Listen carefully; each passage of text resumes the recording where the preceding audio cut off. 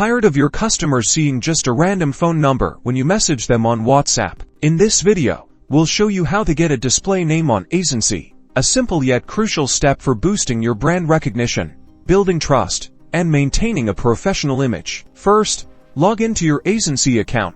Once you're in the dashboard, look for the Profile Settings or Account Settings section. It's usually located in the sidebar menu or under your account avatar. Next, find the WhatsApp Channels or Connected Channels area. This is where you manage the WhatsApp numbers connected to your Aisensy account. Select the specific WhatsApp number you want to add a display name to. You should see an Edit or Settings button next to it. Click on that. Now, you'll see a field labeled Display Name. This is where you'll enter the name you want your customers to see. This should be your brand name or a clear and recognizable identifier. Type in your desired display name carefully. Remember to keep it professional and representative of your brand. Once you're satisfied, click the Save or Update button to apply the changes. And that's it.